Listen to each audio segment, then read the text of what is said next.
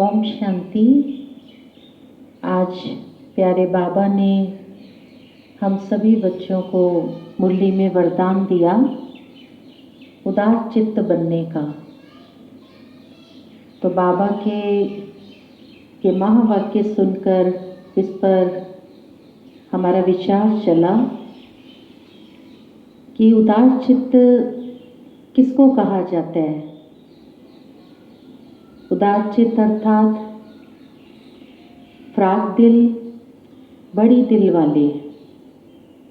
और आज बाबा मुरली में सुना रहे हैं कि शक्तियों का, गुणों का और विशेषताओं का आपके जो भी संबंध संपर्क में आए उसको दान करो, इसके महादानी बनो। तो बाबा ने हम बच्चों को संपन्न बनाया है शक्तियों में, गुणों में और विशेषताओं में।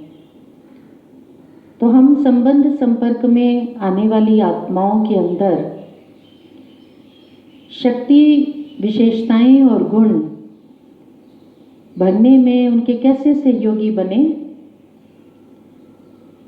सबसे पहले कोई भी हमारे सामने कमज़ोर आत्मा आए तो हम उसे अपनी मनसा से सर्व शक्तियों का दान कर सकते हैं। नेत्रों से हम उसको ऐसी दृष्टि दें जो वो कमज़ोर आत्मा जिस भी परिस्थिति से गुजर रही है उस परिस्थिति को पार करने में वो अपने को समर्थ महसूस करे। मान लीजिए कोई ऐसी आत्मा हमारे सन्मुख आ जाती है जिसके जीवन में किसी उसके निकट के मित्र संबंधी ने देह त्याग किया है और उस आत्मा के अंदर उस परिस्थिति का सामना करने की शक्ति नहीं है। हम बाबा के बच्चे उसको ऐसी दृष्टि दें, दृष्टि के द्वारा ऐसा शक्ति का दान करें जो वो आत्मा अपने को समर्थ महसूस करे, अर्थात उसके अंदर सामना करने की शक्ति आ जाए। कोई ये कहते हैं कि पवित्रता को अपनाना बहुत अच्छा है, लेकिन हमारे अंदर पवित्र रहने की शक्ति नहीं है। बाबा कहते हैं बच्चे आप उस आत्मा को दृष्टि के द्वारा शक्ति दान करो। ऐसी पवित्रता की किरणें, पवित्रता के प्रकंपन आप दृष्टि के द्वारा उस आत्मा को पहुंचाओ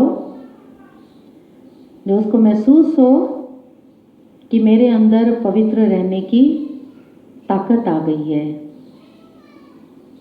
कोई ने किसी के साथ दुर्व्यवहार किया और उसको लगता है कि मेरे अंदर सहन करने की शक्ति नहीं है, उसका मन विचलित है, हलचल है उसके दुर्व्यवहार को सोच सोच के। उसको ऐसा मनसा से शक्ति का दान करें जो उसका हलचल वाला अस्थिर मन स्थिर हो जाए, शांत हो जाए, उसके अंदर सहन करने की शक्ति आ जाए। कहने का तात्पर्य सर्वशक्तिमान शिव बाबा ने मुझ आत्मा को जो अपनी सर्व शक्तियाँ प्रदान की हैं, वो शक्तियाँ हम संबंध संपर्क में आने वाली आत्माओं को देते रहें, उनके अंदर भरने में हम सहयोगी बने। और दूसरा, बाबा ने जो गुणों के सागर हैं हम बच्चों को गुणों से भरपूर किया है। नित्य प्रति जो हम प्यारे बाबा के महावाक्य सुनते हैं मुरली, उसमें भी बाबा हमको किसी न किसी गुण के ऊपर रोज विशेष अटेंशन खिंचाते हैं। कभी हर्षित मुक्ता, कभी मधुरता, कभी नम्रता, कभी निरहंकारिता, कभी बाबा कहते शांत स्वभाव बहुत अच्छा है, ये बहुत अच्छा गुण है। तो इन गुणों का दान हम बाबा के बच्चे औरों को कैसे करें? बाबा ने जो इन गुणों की हमको नॉलेज दी है, हम बादशाह के द्वारा उनको भी इन दिव्य गुणों के बारे में विस्तार पूर्वक बताएं, उनको जानकारी दें कि ये दैवी गुण हैं, ये नैतिक मूल्य हैं और इन दिव्य गुणों को धारण करने से जीवन महान और श्रेष्ठ बनता है। अर्थात वाणी द्वारा हम गुण दान करें और उसी के साथ साथ जब हम इन गुणों को अपने जीवन में धारण करते हैं, वो गुण जब हमारे कर्म और हमारे व्यवहार में उतर आते हैं तो वो गुण हम समझते हैं हमारी विशेषता बन जाते हैं और संबंध संपर्क में आने वाली आत्माएं वो उन दैवी गुणों को जिनकी वो अभी तक सिर्फ चर्चा ही कर रहे थे या जिसके बारे में सिर्फ वो सुन ही रहे थे, जब वो हमारे जीवन में, हमारे व्यवहार और हमारे कर्म में उन दैवी गुणों को देखते हैं तो उनके मुख से ये शब्द निकलते हैं कि आप तो सदा मुस्कुराते रहते हैं, यह आपकी विशेषता है। अशांत परिस्थितियों में भी आपको हमने हमेशा शांत देखा है, आपको कभी उतावला नहीं देखा है। आप कोई भी कार्य करते हैं उसको बहुत ही परफेक्शन और बहुत ही एक्यूरेसी से करते हैं। कैसी भी जीवन में परिस्थितियां आपके आई, हमने देखा आप घबराए नहीं, आपके अंदर हमने भय का अंश मात्र भी नहीं देखा, आत्मविश्वास से आपको हमेशा परिपूर्ण देखा। अर्थात उन गुणों ने विशेषता का रूप ले लिया और अनेक आत्माओं ने हमारे जीवन को देखकर हमसे विशेष आत्मा बनने की प्रेरणा प्राप्त की। और इसके साथ ही साथ इस साकार जगत में कर्म क्षेत्र पर प्यारे बाबा जब हम बच्चों को अपना बनाते हैं तो हमारे अंदर अन्य कई प्रकार की और विशेषताएं भी बाबा भरते हैं। बाबा के हम बच्चे